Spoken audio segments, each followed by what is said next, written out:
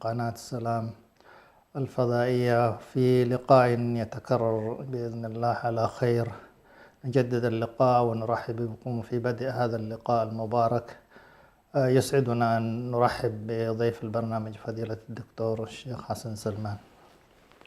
أهلا وسهلا، مرحبا بك والمشاهدين. المشاهدون والمشاهدات الكرام، مع برنامج فاسألوا أهل الذكر يتم اللقاء، وفي هذه الحلقة حول موضوع تربوي يحتاج له المسلم في حياته حتى يكون إن شاء الله تعالى على ما يحب الله ويرضاه من الأخلاق والصفات الحميدة والجميلة. خلق الحياء، والحياء هو ما يبعث الإنسان على أن يكون فيما يحب الله عز وجل، ويتجنب كل أمر يشين ويسوء في سلوكه وفي تعامله. ولهذا الحياء كما قال النبي صلى الله عليه وسلم: الحياء لا يأتي إلا بخير، فهو كله خير وبركة. في هذا اللقاء الطيب المبارك إن شاء الله تعالى نتعرف عن هذا الخلق الجميل، كيف هو وما هو، ونتعرف عن صفات هذا الحياء ومتى يكون ومتى يجمل التزين به. فإن شاء الله تعالى حول مضامين هذه الصفة الطيبة المباركة. وفي البدء إن شاء الله نتعرف على الحياء، هذا ما هو لغة ويمكن اصطلاحا، حتى إن شاء الله تعالى ندخل في بقية أقسام هذا الموضوع. فليتفضل فضيلة الدكتور مشكورا. بسم الله الرحمن الرحيم، الحمد لله رب العالمين، والصلاة والسلام على رسول الله الأمين وعلى آله وصحبه أجمعين، أما بعد. الحياء هو من الأخلاق، أو يدخل معنا في منظومة الأخلاق بشكل عام. ونحن قد تحدثنا قبل فترة عن أن الدين يقسم إلى العقائد وإلى الشرائع وإلى السرديات الكونية وإلى الأخلاق. ومنظومة الأخلاق هي المنظومة التي تعمل على تزكية النفوس وعلى حملها على الكمالات البشرية والابتعاد بها عن كل ما يدنس هذه الكمالات البشرية والإنسانية. ولذلك منظومة الأخلاق هي من أقوى المنظومات التي تكرسها الأديان، بل لا تكاد تجد أصول للأخلاق في غير الأديان. من الصعب جدا أنك تتصور منظومة أخلاقية من غير أن تستند إلى الأديان، ذلك لأن منطقها لا يكون إلا دينيا. وعندما نقول منطقها لا يكون إلا دينيا، أي أن الأخلاق لا يبحث صاحبها عن المنفعة الخاصة به، بل تجد دائما الأخلاق تحملك على العطاء. نعم. وتمنحك هذه الصفة الذاتية في أنك أنت تكون دائما مقدم للخير، حتى لو لم تحصل على المنفعة الوقتية الآنية. نعم. ولذلك الفلاسفة الذين نحوا الأديان مثلا في أوروبا لم يجدوا ما يستندون إليه. كيف يمكن أن نستند إلى منظومة الأخلاق ما دام نحن والله جعلنا كل شيء مستند على العقل ومستند كذلك على العلوم أو العلوم الحسية؟ فوجدوا أنفسهم في إشكال كبير جدا. ولذلك كثير من الفلاسفة المنصفين قالوا بأن العقل لا يمكن أن يعمل في دوائر الغيب، ولا العلم يمكن أن يعمل في دوائر الغيب، وليس أمامنا أن نعمل في هذه الدائرة، دائرة الأخلاق، على وجه إلا إذا استندنا إلى الأديان. فباختصار شديد جدا، منظومة الأخلاق هي منظومة دينية، وتبقى هي هكذا على كل تتغذى على القيم الإيمانية بشكل أساس. لهذا الخلق الحياء، خلينا نقول ابتداء، هو جزء من الإيمان. لما قال النبي صلى الله عليه وسلم: الإيمان 70 أو 60 شعبة، والحياء شعبة من الإيمان. والحياء شعبة من الإيمان. فلما تقسم أنت شجرة الإيمان ستجد فيها التصورات، وستجد فيها الأخلاق، وستجد فيها الأعمال كده، هي مقسمة. وقال: أدناها أعلاها لا إله إلا الله هو الإيمان، وأدناها إماطة الأذى، والحياء شعبة. فإذا الحياء يحتل مكانا عظيما في مسمى الإيمان. فإذا كان بهذه الدرجة وهو جزء من الأخلاق، والأخلاق جزء من الدين وجزء من الإيمان، ما هو الحياء؟ باختصار شديد جدا، موضوع الحياء هو عبارة عن خلق كامن في النفس ويمكن أن يكون مكتسبا. جميل. يعني منه ما هو فطري ومنه ما هو مكتسب، يحمل صاحبه على الاتجاه نحو الفضائل. جميل. والمحسنات والمزينات والمجملات، وتبتعد عن بصاحبها عن كل ما يشينه، عن كل ما هو شين. نعم. وعن كل ما هو فحش، وعن كل ما هو قبيح، لدرجة أنه يظهر أحيانا في صفحات الوجه. صاحب الحياء تجده مثلا لا يستطيع أن يتصور الاقتحام على ما هو قبيح، ويظهر ذلك في جسده. سبحان الله. فهذا باختصار يعني موضوع الحياء هو أن يبتعد الإنسان عن كل ما يشينه، ويقترب عن كل ما يزينه ويحسنه. وكذلك تجده دائما في في في في في في في, في اهتمام كبير جدا من التقصير في الحقوق، لأن اقتحام الحقوق أو التقصير فيها يناقض مسألة الحياء. فباختصار موضوع الحياء هو عبارة عن خلق نعم ذاتي أو خلق مفطور عليه الناس. لما أقول مفطور عليه الناس، مثلا نلاحظ أن الناس كلها الآن مفطورة على الحياء في التعري، مثلا أن يكون الإنسان عاريا. هذا السلوك أن يكون الإنسان عاريا، تجد الكافر والمسلم كلهم يخشون في الوضع الطبيعي. نحتاج إلى فاصل. طيب. نخرج إن شاء الله لفاصل قصير ونعود إليكم.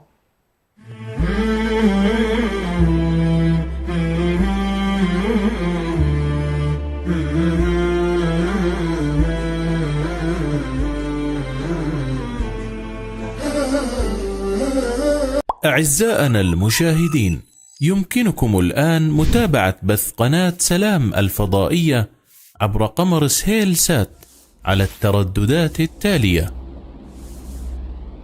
اسم القناة سلام تي في، القمر سهيل سات 2، التردد 11310 في، معدل الترميز 30000.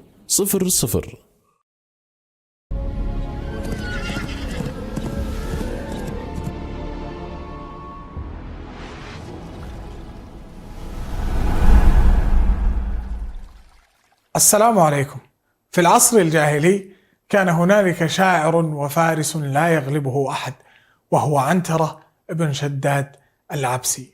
وكان عنترة ابن لجارية، وهذه الجارية كان اسمها زبيبة، ولم يلحقه أبوه بنسبه ولم يعترف به كابن له، إلى أن ظهرت فروسية عنترة وشاعريته البالغة، وكان يحب ابنة عمه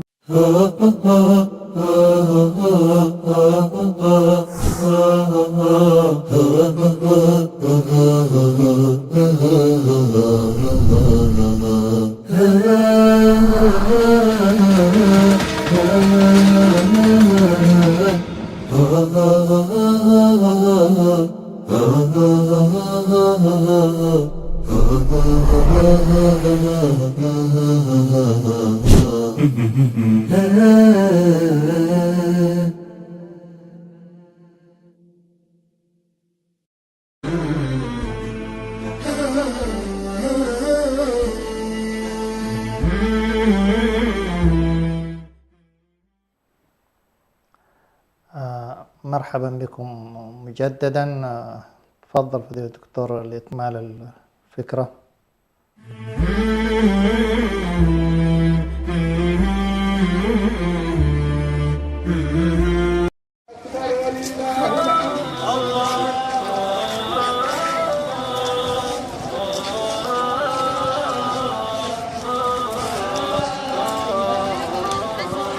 هو الإسلام علمني ورباني على الأخلاق، حياتي كلها قيم ودربي كامل الإشراق. هو الإسلام علمني ورباني على الأخلاق، حياتي كلها قيم ودربي كامل الإشراق.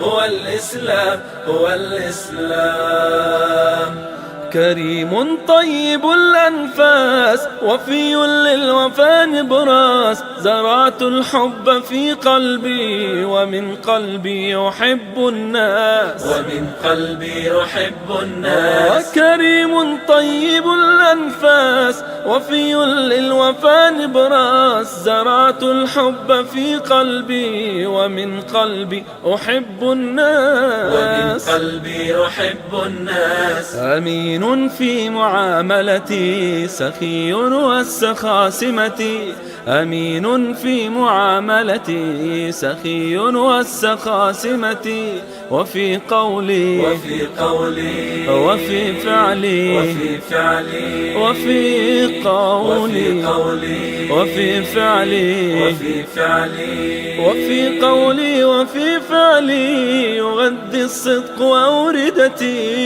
يغذي الصدق أوردتي. هو الإسلام علمني ورباني على الأخلاق، حياتي كلها قيم ودربي كامل الإشراق. هو الإسلام علمني ورباني على الأخلاق، حياتي كلها قيم ودربي كامل الإشراق. هو الإسلام هو الإسلام. سموح دائما أبدا أنا لا أحمل الحقدا، بسيط باسم الروح بفعل الخير مجتهدا. بفعل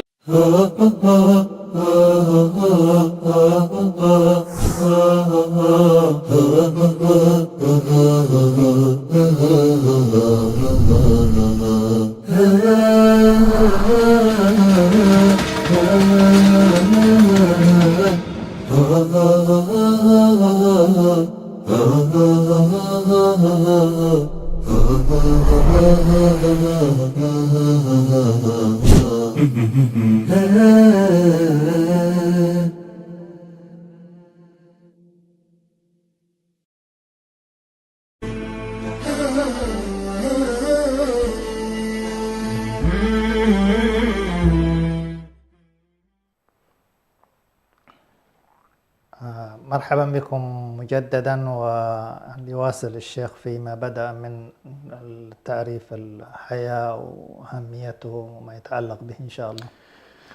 نعم، كنا في موضوع التعريف وذكرنا بأنه هو عبارة عن خلق قد يكون فطريا وقد يكون كذلك مكتسبا. وذكرت بأن الفطري مثلا الآن تكاد تكون البشرية في فطرتها العادية، فطرتها السليمة قبل أن يحصل فيها الانتكاس وتتجرد من الحياة. مثلا التعري كان بالنسبة لها مشكلة منذ اللحظة الأولى، منذ لحظة آدم وحواء وما حدث لهم عندما أكلا من الشجرة فبدت لهما سوآتهما طفقا يخصفان عليهما من ورق الجنة، مش كده؟ ففكرة التعري وانكشاف العورات ليست فكرة طبيعية، فالناس جميعا يحصل لهم حياء من كشف عوراتهم، خاصة العورات المغلظة. خلينا نقول تجد الناس تكاد البشرية كلها تجمع على هذا الموضوع، يعني ليس سويا من يذهب في اتجاه العري مثلا، وهكذا. هذا نموذج على الأقل لما يتفق عليه العقلاء ويتفق عليه الناس جميعا. ثم بعد ذلك يطور الإنسان الحالة الفطرية مع الحالة الدينية، فكلما تعامل الإنسان مع أحكام الدين واجتنب المحرمات وحرص على الواجبات والمستحبات وذهب في اتجاه المحسنات. الدين هو عبارة عن ضرورات وحاجيات وتحسينيات، كلما ذهب إلى الكمال في التحسينيات كلما كان أقرب إلى الحياء أو أكمل في دوائر الحياء. هنالك نوع من التداخل ما بين الحياء وما بين العفاف. الحياء هنا الآن وضح أنه أمر داخلي، المنبع يكون غالبا في الداخل والفطرة تلعب دور فيه. العفاف هو عبارة ومساحته أيضا مساحة الحياء تشمل أقوال وتشمل أفعال وتشمل تصرفات إلى يعني مساحته واسعة. العفاف هو يحتاج إلى مجاهدة كسبية، يحتاج إلى مجاهدة كسبية. فكلما تعزز الحياء ظهرت آثاره في إيه؟ في العفاف. لكنه العفاف يحتاج إلى مجاهدة. ليكون الإنسان عفيفا في لسانه، عفيفا في فرجه، عفيفا في بطنه، يحتاج إلى أنك تجاهد. لكن كلما ازددت في العفاف انعكس ذلك على الحياء، وكلما ازددت في الحياء انعكس ذلك أيضا على العفاف. ولكنهما إذا أردنا أن نفصلهما فيمكن أن نقول الحياء أمر إلى حد كبير أصله باطني، والعفاف غالبا أمره في الجوارح، بمعنى أنت تحتاج إلى أن تجتهد لتحصل العفاف، وبالتالي من حصلهما معا فإن شاء الله يكون قد حصل أمرا قلبيا وحصل كذلك أمرا في الجوارح. نعم، بارك الله فيكم على هذا الاستهلال وتوضيح معنى هذا الخلق الجميل الحياء. ولعله يعني ونحن نتحدث عن هذا الخلق أن نعرف شيء من دلالات القرآن عليه، وكذلك السنة النبوية ذاخرة بالكثير مما يعني تغذي وتؤصل لهذا المعنى الجميل. فلعلنا في هذا لنا إن شاء الله وقفات. بارك الله فيكم. وأعظم ما يستدل به على موضوع الحياء دون قضية التسمية، إنه والله أن نجد في القرآن هذا المسمى يعني موجود، لكن خلينا نقول الأصل الأصيل والركن الركين الذي يستند إليه الحياء هو تعظيم الله عز وجل. يعني الذي يعظم الله، فكل الآيات التي فيها تعظيم الله تبارك وتعالى تصلح لأن تؤسس لمفهوم مفهوم الحياء. كل الآيات التي فيها الرقابة، مراقبة الله سبحانه وتعالى، تصلح أن تكون أدلة أيضا للحياء. كل الآيات التي فيها البعد عن الفواحش والمنكرات تعزز بطبيعة الحال موضوع الحياء. فأكثر الناس حياء الأنبياء. لماذا؟ لأنهم أكثرهم تقديرا لله، تعظيما لله، خشية لله، ثم يليهم بعد ذلك العلماء، لما يخشى الله من عباده العلماء. فالعالم لأنه وارث النبي يكون أيضا أكثر حياء بمعرفته لله. لكن الناس سبحان الله الذين يبتعدون عن الحياء هم الذين ما قدروا الله حق قدره.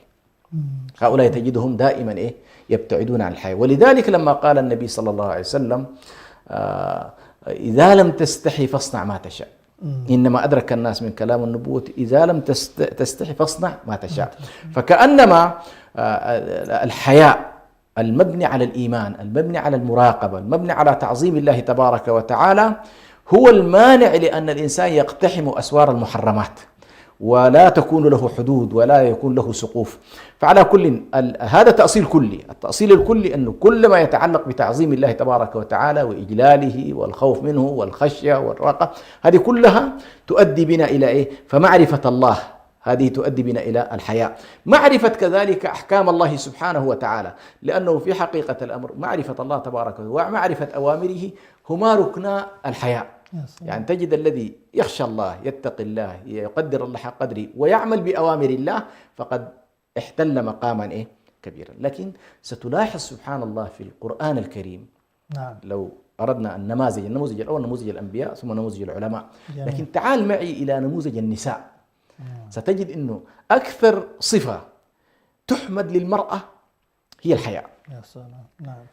الحياء يحمد دائما للمرأة الحيية التي فيها عدم التكشف، عدم التعري، عدم اللامبالاة، مسألة الستر، مراعاة حشمتها، مراعاة عفتها، مراعاة نفسها، مراعاة أهلها. هذه المرأة الحيية تجدها هي المرأة التي دائما يمتدحها القرآن الكريم. فمثلا عندنا مريم عليه السلام في أكثر من مقام يشيد الله تبارك وتعالى بعفتها، عفافها وحيائها.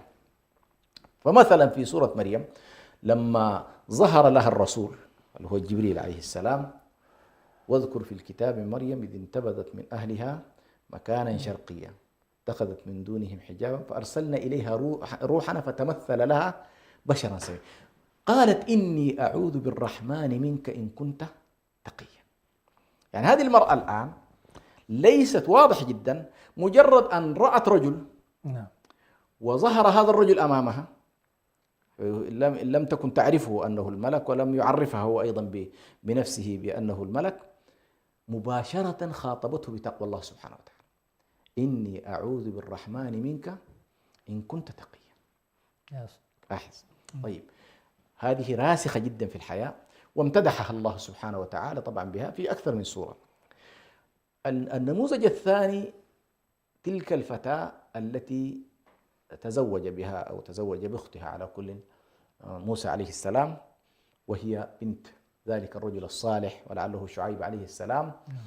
عندما ورد موسى عليه السلام ماء مدين وجد من الناس يسقون ووجد من دونهم امرأتين تزودان، مش كده؟ نعم. امرأتين تزودان. قال ما خطبكما؟ قالتا لا نسقي حتى يصدر على كل، فسقى لهما ثم تولى، ثم بعد ذلك تولى إلى الظل قال رب إني لما أنزلت إلي من خير فقير. قال فجاءته إحداهما تمشي على استحياء. لاحظ سبحان الله هذا الملمح الجميل التي يزكي الله تبارك وتعالى في هذه الفتاة بحيائها، في مشيتها، في خطابها، في وقفتها، في حركتها، في حديثها مع موسى عليه السلام. بل الحياء لو تلاحظ كان بداية القصة واضح فيها الحياء، وهي أن هي واختها لم يزاحمن الرجال في سقي الماء، وبالتالي تجنبن الاختلاط حتى ينطلق هؤلاء الرعاة وتخلو الحال لهن ثم يسقين بعد ذلك. فالقصة من أولها إلى آخرها بالنسبة لهم هي قصة حياء، قصة حياء، ولذلك امتدحها الله سبحانه وتعالى في هذا الموضوع.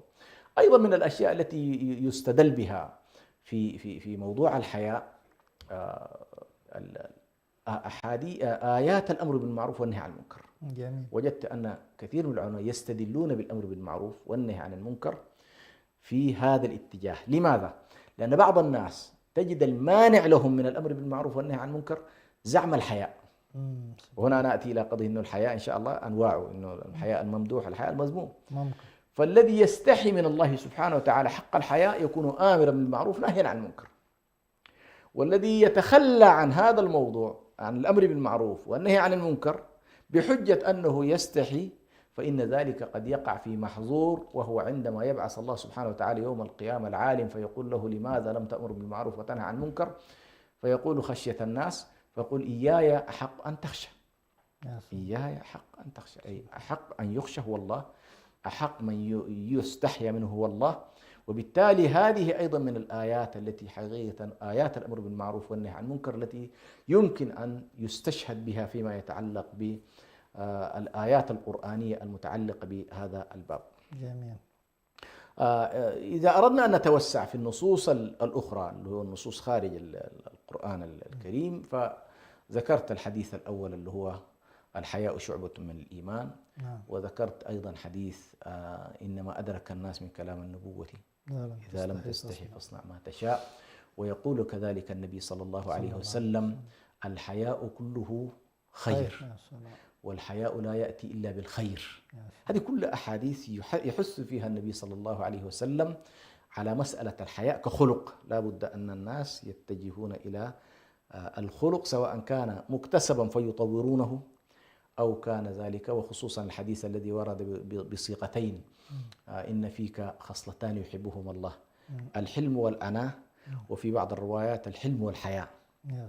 فإذا أخذنا هذه الروايات هذه الصفة يحبها الله سبحانه وتعالى. وبالتالي القرآن الكريم وسنة النبي صلى الله عليه وسلم وحتى النبي صلى الله عليه وسلم وصف عليه الصلاة والسلام بأنه أشد حياء من العذراء في خدرها. فالنبي صلى الله عليه وسلم أشد الناس حياء لأنه أكثر الناس خشية من الله وأكثر الناس امتناعا عن انتهاك الحدود وانتهاك الحرمات وانتهاك الحقوق.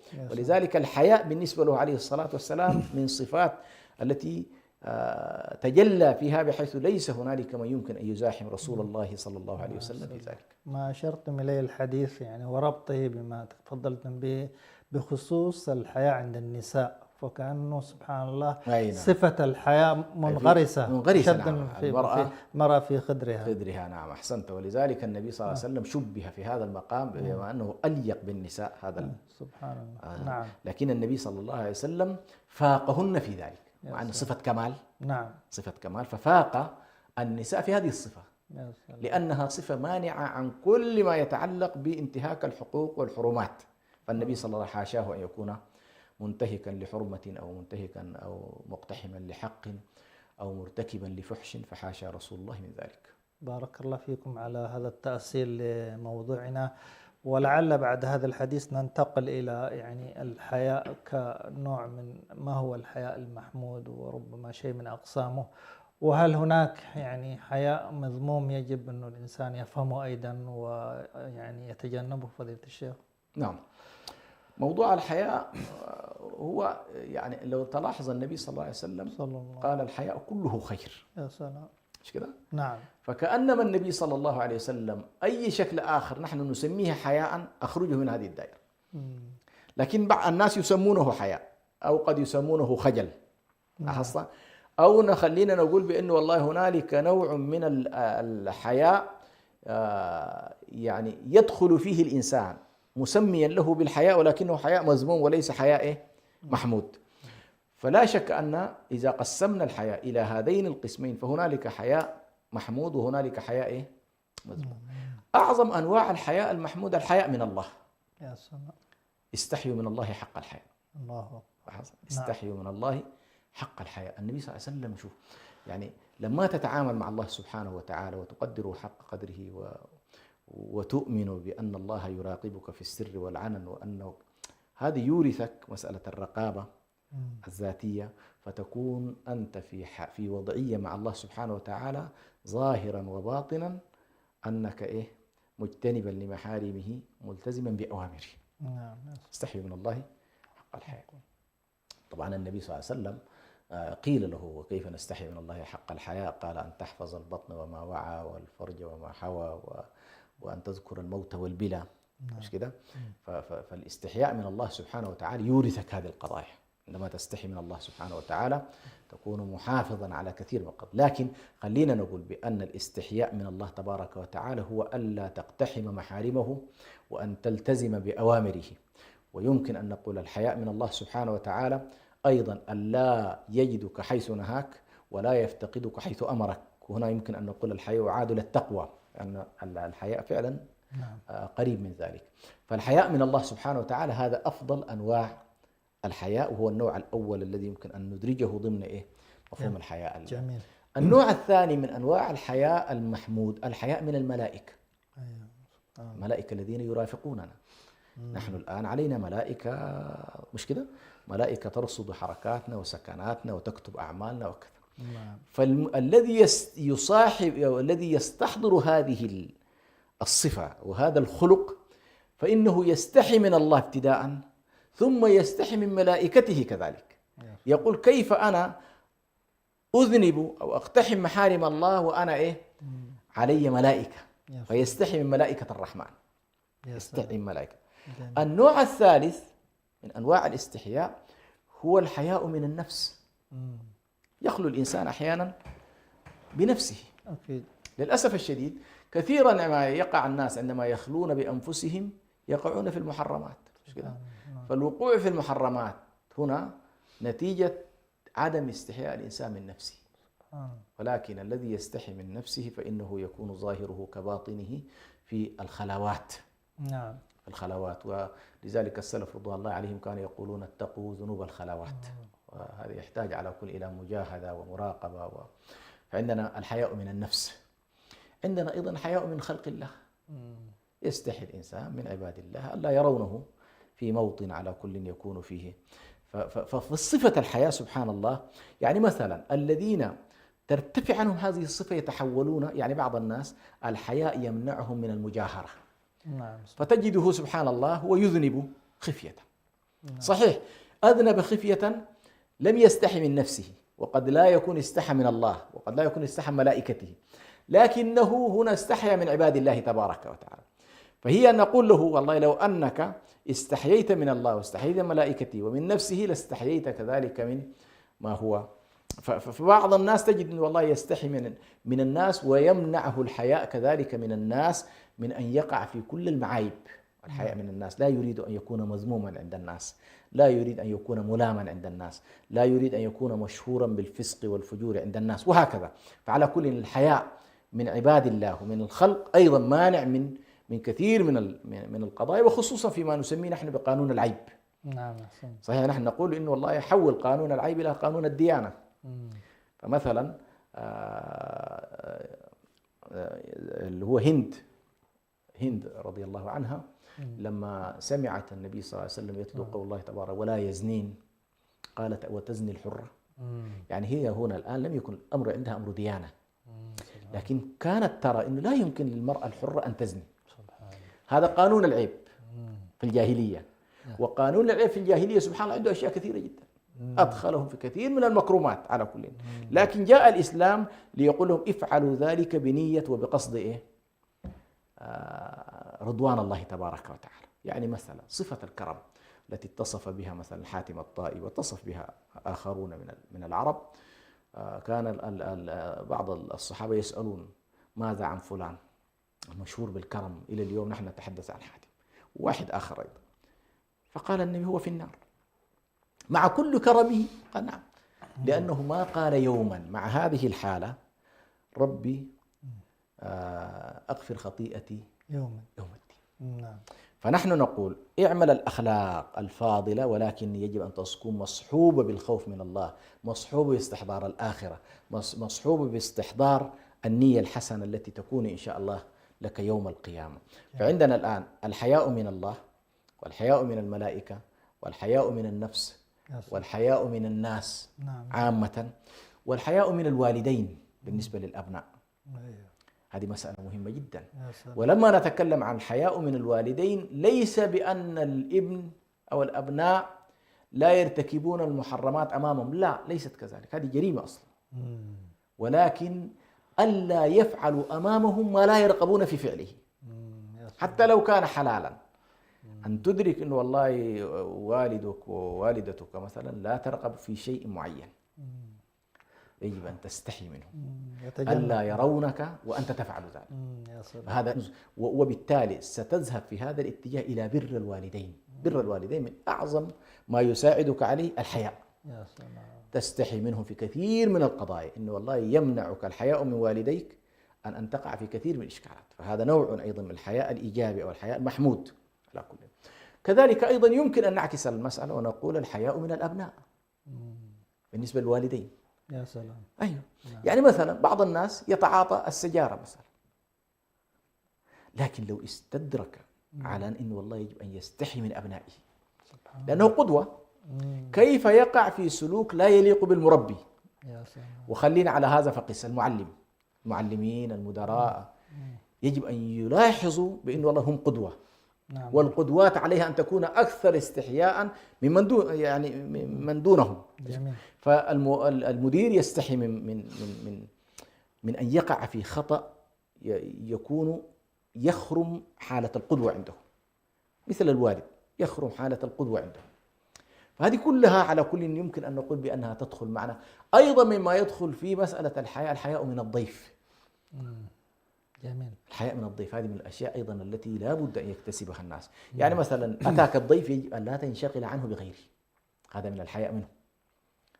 إطعامه وإكرامه ومؤانسته ومجالسته وكذا يجب أن لا تنشغل عنه بأمر آخر، هذا من الحياء الذي من الحياء المحمود. على كل على هذا فقس كما يقولون. هذه كلها من الأشياء التي تدخل معنا في الحياء المحمود. أما الحياء المذموم، الحياء المذموم هو في حقيقته بأنه عبارة عن حالة من الخجل، حالة من الخجل مانعة للإنسان من القيام بأوامر الله التي أوجبها الله عليه. جميل. فمثلا الإنسان مأمور بأن يأمر بالمعروف وأن ينهى عن المنكر، فهذا النوع من الحياء المانع من القيام بأوامر الله، أو الحياء المقعد أو الذي أحيانا يقع الإنسان بسبب مجاملة، بسبب استحياء من الآخرين، بسبب الحياء من الأصحاب، يقع في منكرات ما يستطيع أن يقول لا لأصحابه. هذا النوع من الحياء مذموم. ليس يعني باختصار يمكن أن نقول الحياء الذي يجعلك تقع في المحرم أو يجعلك تمتنع عن الواجب، هذا حياء مذموم في الجملة. ويمكن أن تكون تحته الكثير من التفصيلات. بعض الناس يجامل أصحابه، بعض الرجال يجاملون زوجاتهم، فكل ذلك تحت حجة إنه والله يستحي من مثل بعض الناس الذي لا يستطيع المطالبة بحقوقه، يقول لك أنا لا أستطيع أن أطالب به. هذا قد يكون من الحياء المذموم ليس من الحياء المحمود. جميل. هذه كلها من الأشياء إن شاء الله التي يمكن أن تدخل معنا في هذين النوعين الكبيرين. بارك الله فيكم، جزاكم الله خير. ونحن نتحدث يعني عن هذه الأقسام، فيمكن القول الشيخ يعني كقاعدة، لأنه هناك قول يقول لا حياء في الدين.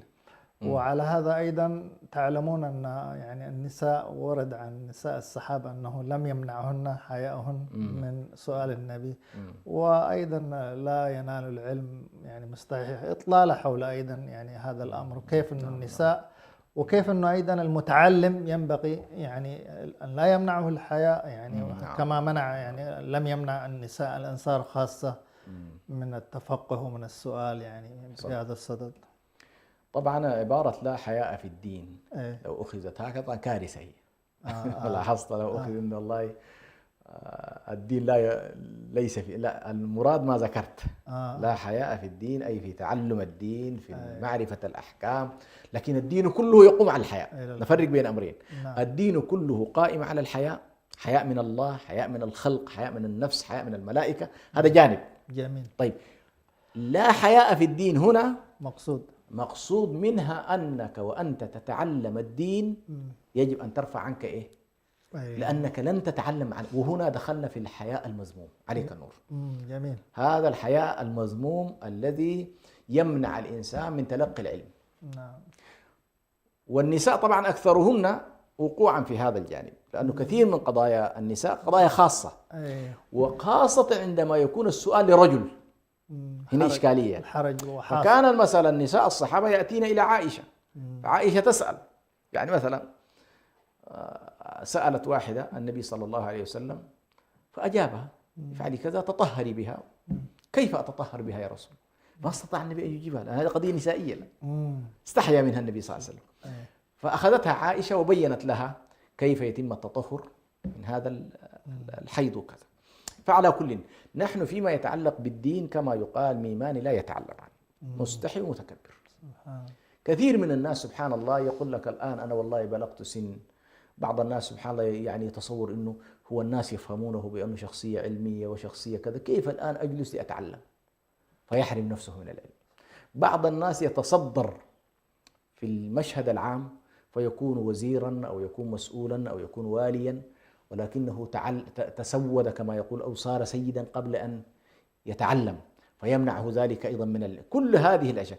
أو النساء اللائي يستحين يسألن عن أشياء، أو حتى بعض الرجال، يعني مثلا علي رضي الله عنه كان يستحي يسأل النبي صلى الله عليه وسلم في سؤال معين، فكان يقول أسأله عن طريق بعض الأصحاب لما كانت فاطمة مني، وهي المسألة لها علاقة بالمزي وكذا.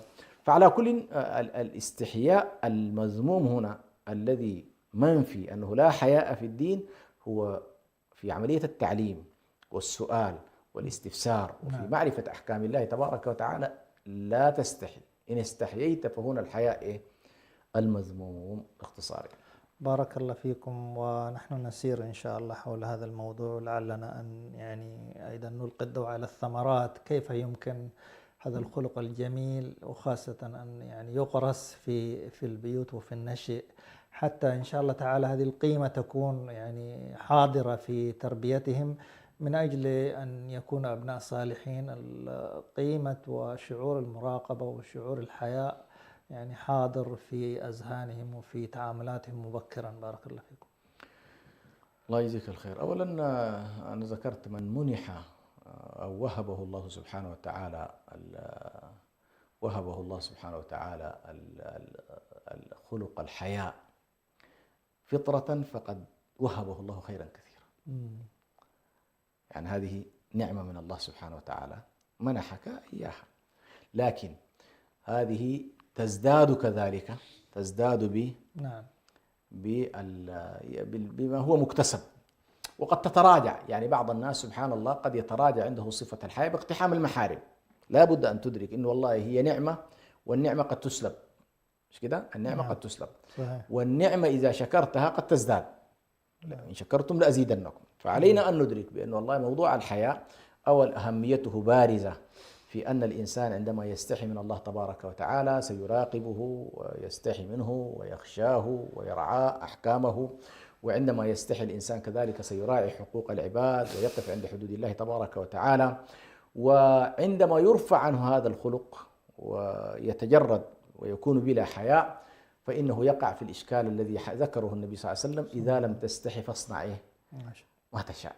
فكأنما الأسوار التي نحن نحيط بها أنفسنا من الحياء هي المانعة لنا عن الوقوع في هذه المتاهات التي والعياذ بالله يقع فيها الناس. واليوم الناس للأسف الشديد مبتلون بإشكالات كبيرة جدا. فإذا اقتحم الإنسان الأسوار سورا خلف سور، يعني كل محطة تقودك التي بعدها، كما أن الحسنات تقود إلى التي بعدها كذلك السيئات تقود إلى التي بعدها. والذين اهتدوا زادهم هدى. فكلما اهتديت أنت في باب من الأبواب، ونحن نتكلم الآن عن باب الحياء، زادك الله تبارك وتعالى. وخصوصا إذا عملنا بقاعدة المقامات كسبية والأحوال هبات، فإنك عندما تستحي من الله سبحانه وتعالى وترتقي في مقام الحياء وتزيد فيه، فإن ذلك ستكون مقابله هبات من الله سبحانه وتعالى، من طمأنينة النفس، من الخشية، من الخوف من الله، إلى غير ذلك. فأنت كل ما ارتقيت كسبيا كل ما ازددت في الهبات والمنح التي يمنحها الله سبحانه وتعالى لعباده. بارك الله فيكم. ولعل الحديث هذا الشيق نختمه يعني الآثار الإيجابية يعني التي تعود على الإنسان من خلق الحياء، سواء عليه أو على المجتمع، بحيث يكون يعني حقيقة تسود يعني حياتنا الطمأنينة والهدوء والسكينة كانعكاس إيجابي لهذا الخلق الطيب. جزاكم الله خير. أول انعكاس أو أول شيء يجب أن نستحضره في موضوع الحياء أن الحياء مما يحبه الله سبحانه وتعالى، وبالتالي وأنت تقدم على الحياة عليك أن تقدم وأنت تدرك أن هذا ما يحبه الله سبحانه وتعالى. وما يحبه الله يورثنا محبة الله. جميل. إذا أنت اقتربت مما يحبه الله فأنت إنما تدخل في دائرة الذين يحبهم الله سبحانه وتعالى. الأمر الثاني علينا أيضا أن ندرك بأن من آثاره أن أهل الحياء هم أهل الخلق، وأهل الخلق هم أقرب الناس مقاما من رسول الله صلى الله عليه وسلم يوم القيامة. الأمر الثالث أن الحياء هو الذي يعصمنا من كثير من المزلقات في هذه الحياة، فتصلح حياة الناس من خلال الحياء الذي فيه منع للإنسان من اقتحام الحدود وتجاوز القيود وتجاوز أو انتهاك المحرمات. فأنت في هذه الدنيا أيضا تكون قد أصلحت ولم تفسد، والله عز وجل يقول إن الله لا يصلح عمل المفسدين. أيضا سبحان الله في هذه الدنيا أهل الحياء يحبهم الناس، أنهم أهل خلق، وبالتالي أهل المقامات العليا في الحياء يحبهم الناس لما فيهم من خلق حميد. فأنت على كل من خلال هذه الصفة الحميدة، صفة الحياء، تكتسب بإذن الله سبحانه وتعالى محبة الناس، وتكتسب كذلك محبة الله سبحانه وتعالى. الله يفتح عليكم، جزاكم الله خيرا. يعني مثلا ننقطع حديث، يعني مثلا لما النبي صلى الله عليه وسلم قال ازهد فيما عند الناس يحبك الناس. لاحظ الذي يمنع كثير من الناس من أن يقول يسألون الناس هو الحياء. بعض الناس لا يستحون فيسأل، لكن هذا الذي يستحي من الناس ينال محبتهم لأنه ما طلب ما في أيديهم، ليس كذلك؟ فلا بد أيضا هذه أن نضعها في الحسبان. نعم. بارك الله فيكم على هذا الحديث الطيب المبارك، نسأل الله أن ينفع به قائله وكذلك المشاهدون والمشاهدات الكرام.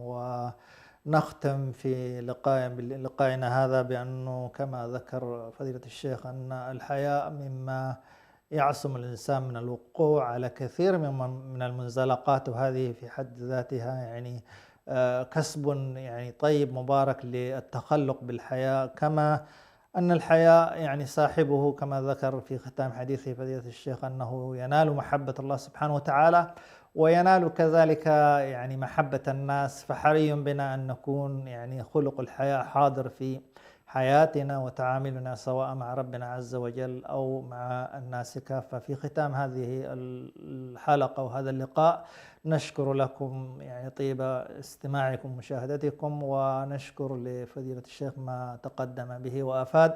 إلى أن نلتقيكم إن شاء الله في الأسبوع القادم، نستودعكم الله، والسلام عليكم ورحمة الله وبركاته.